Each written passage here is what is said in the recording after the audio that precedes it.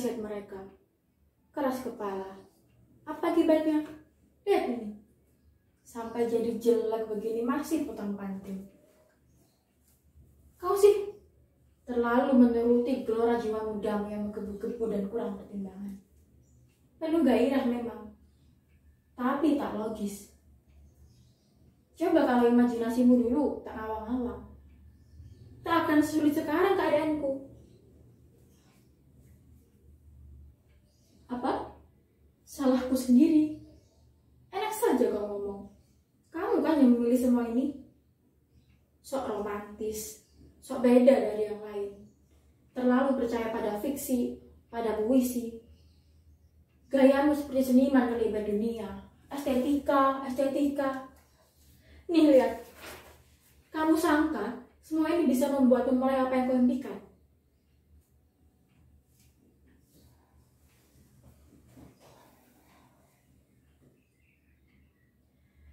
Coba kalau kau dulu bersikap patuh seperti teman-teman sekelasmu.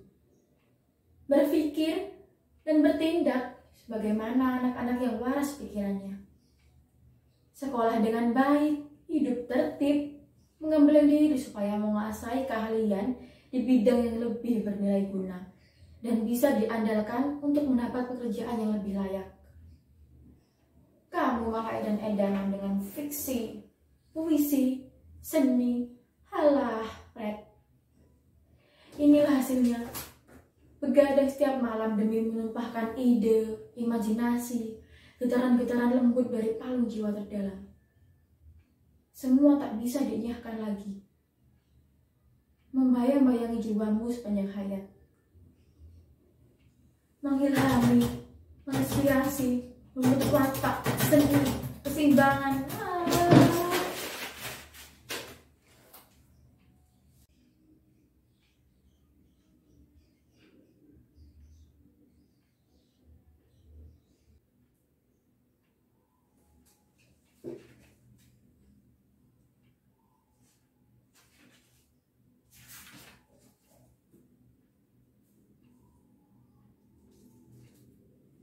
Seperti anak-anak perempuan di kampung ini, saya juga tak tahu cerita istimewa apa yang pernah saya miliki dan bisa saya banggakan.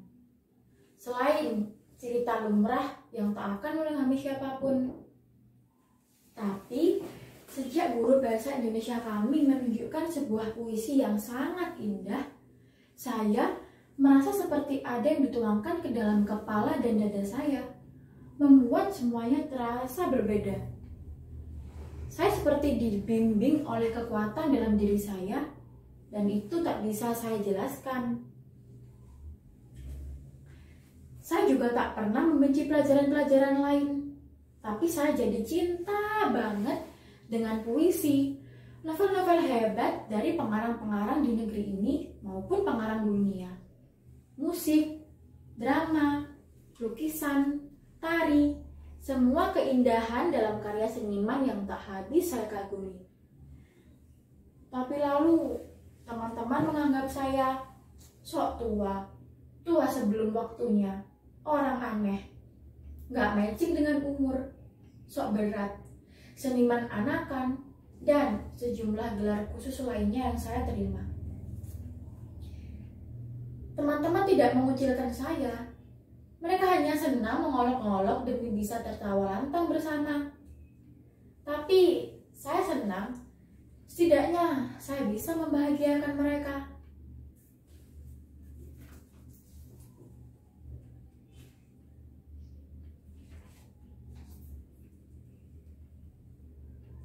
Apa?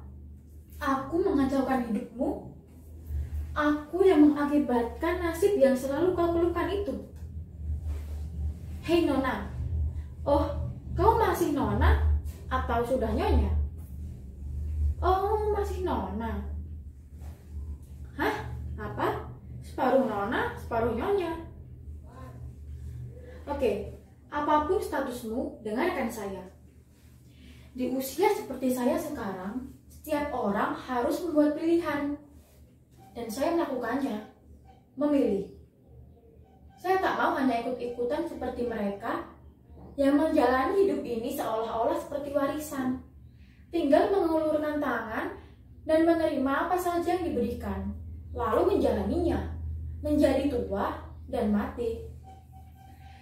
Saya tidak seperti itu. Kalau orang lain tak memilih apa yang saya pilih, itu hak mereka, dan itu juga sebuah pilihan. Tapi, saya juga tak mau terus-terusan kau salahkan dengan pilihan saya ini. Saya ingin jadi pengarang, seniman. Ya, ini pilihan hidup saya. Jadi kau tak bisa terus-terusan mendatangi saya dan meminta saya untuk mengubah pilihan saya ini. Tiada guna keluh kesah. Berhentilah merengek. Biarkan aku istirahat. Biarkan aku sempurna sebagai masa lalumu. Lihat dan terima hidupmu yang sekarang dengan berani.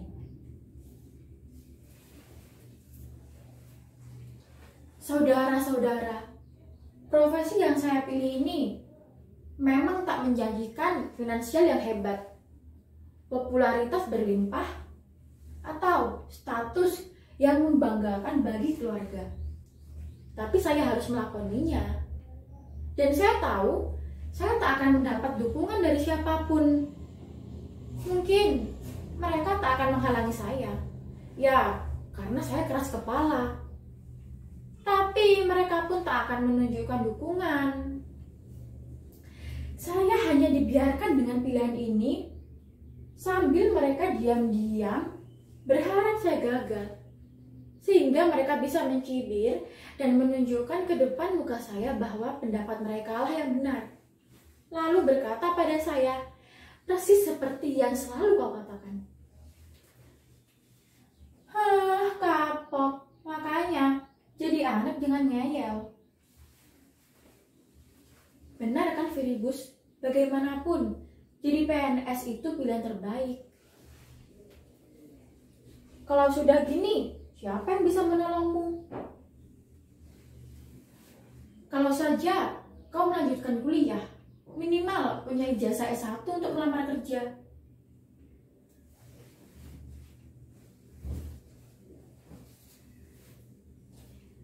Liar. Saya tidak liar. Saya hanya ingin berpikir bebas. Saya juga mengerti batasan-batasan. Saya hanya ingin memilih sendiri hidup yang akan saya jalani. Menjelmakan apa yang telah mengilhami dan menggelorakan jiwa saya. Mengapa sebuah pikiran bebas harus selalu dianggap berbahaya dan dicurigai? Mengapa seorang anak SMA dianggap tak patut punya pandangan yang melampaui usianya? Apakah seorang remaja hanya boleh berpikir mengenai hal-hal remeh, serba permukaan? Mengapa seorang remaja yang tidak menyukai film dan novel percintaan yang cengeng dan lebay dianggap aneh? Apakah perempuan seusia saya akan jadi sinting hanya karena mengemari puisi, sastra? Apakah cita-cita yang benar harus sesuai dengan standar hidup orang banyak? Apakah setiap orang yang bekerja dan belajar dengan tekun akan dianggap benar kalau jadi PNS, jadi polisi, tentara, pegawai bank, atau merintis bisnis? Dan di luar profesi-profesi yang dianggap menjanjikan itu, orang akan dianggap gagal atau keliru. Apakah menjadi seorang remaja sama artinya memenuhi isi kepalamu dengan tempat nongkrong yang asik, sibuk mencari-cari pertemanan di media sosial, menggonta-ganti status Facebook, selfie di semua tempat lalu mengeditnya supaya bisa dipajang jadi foto keren? Saya tidak membenci semua itu. Saya hanya tidak rela kalau hanya itu isi kepala ini. Saya hanya ingin menjalani hidup saya dengan cara yang berbeda. Saya tidak ingin hidup saya ini terlalu penuh dengan buih. Saya ingin hidup saya selalu bergelora, digetarkan oleh tenaga-tenaga yang amat kuat dan murni dari dalam diri saya. Terus-menerus terilhami. Dan saya menemukannya dalam puisi, musik, sastra, dalam seni. Apa itu salah?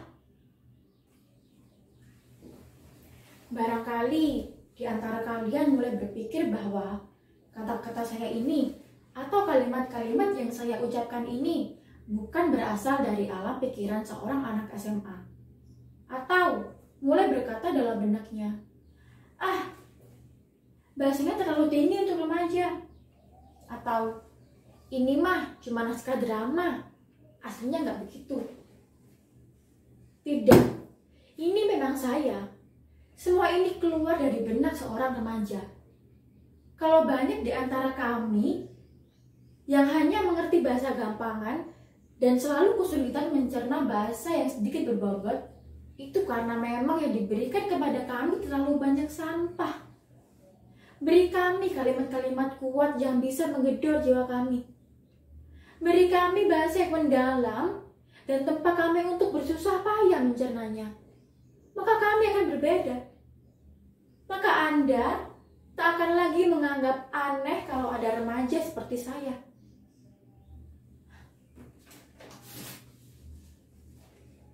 Di antara pokok-pokok lada artis, jalan terpecah dua. Sebagai pengembara, aku tak bisa mengambil keduanya. Maaf jika aku terlalu lama memandangnya. Kupandang begitu rupa salah satunya. Sampai pada semak-semak di ujung sana, kupandangi juga jalan yang satu lagi. Sepertinya lebih menarik hati. Rerumputannya rapi, seperti gampang dilalui bagi yang sudah pernah melewati. Mungkin sama saja rasanya dengan yang tadi. Pada pagi hari, kedua jalan itu terlihat murni. Tak ada jejak-jejak kaki. Rumputannya tegak bestari. Oh, kuputuskan. Kulalui jalan pertama esok hari. Meski tak tahu apa yang akan kutemui di ujung nanti. Tak tahu juga apakah aku akan kembali. Barangkali aku harus bercerita dengan duka. Suatu saat pada umur kita akan berjumpa. Persimpangan seperti jalan bercabang dua, di mana aku telah memilih pada salah satunya. Jalan yang jarang dilalui, dan itulah beda kita. Itu tadi jalan yang tak ditempuh, puisi karya Robert Frost, guru bahasa Indonesia kami, yang memberikannya kepada saya sebelum dia berhenti mengajar karena hanya mengantongi ijazah D3. Sementara guru-guru di sekolah ini minimal harus bergelar S1. Oh, dia pernah bilang kepada saya, "Filibus, pilihlah jalan hidupmu sendiri, meski itu tak banyak dilalui orang lain. Selama ia membuatmu terpaut kuat dalam hidupmu, tempuhlah. Dan ucapkan pada dirimu, raihlah hari ini." Tapi, guru yang selalu mengerti bagaimana membuat murid-muridnya berani melihat ke dalam dirinya sendiri itu sudah tersingkir hanya karena selembar ijazah. Untunglah dia punya keterampilan lain, ya, membuka bengkel sepeda. Dari dia, saya mendapat banyak buku-buku yang membuat jiwa saya selalu lapar pada hikmah, pada sesuatu yang membuat hidup saya terus-menerus terjaga. Dia pula yang membuat saya percaya dan tidak takut melakukannya hidup. Lihat, saya sanggup dan mungkin saya akan berhasil.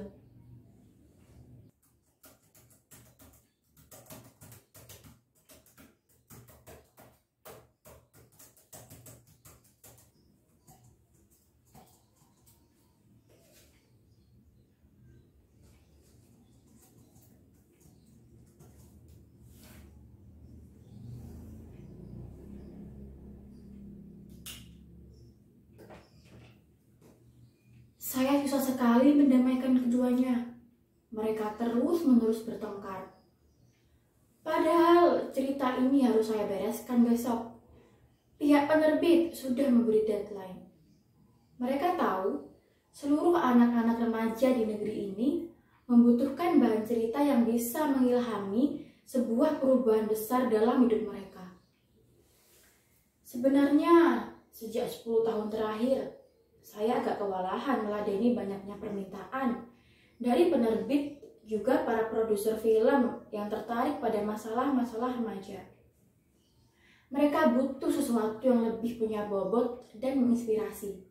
Itu kekuatan untuk bersaing. Saya hampir kehabisan ide, makanya saya ambil dari kisah hidup saya sendiri. Tapi malam ini, saya sudah lumayan capek. Saya akan sangat menghargai kalau Anda semua berkenan memberi ide bagaimana mengakhiri konflik antara dua tokoh dalam cerita saya ini. Supaya tidak berlarut-larut dan saya bisa segera istirahat. Tapi tunggu dulu, sebelum Anda semua memberi pendapat, saya mohon diri sebentar ke dalam. Anak saya yang paling kecil akan segera tidur, dan saya harus membacakan dongeng untuknya. Permisi. Shh, tolong jangan ribut. Nanti mereka berdua muncul lagi dan bertengkar lagi. Oke? Permisi.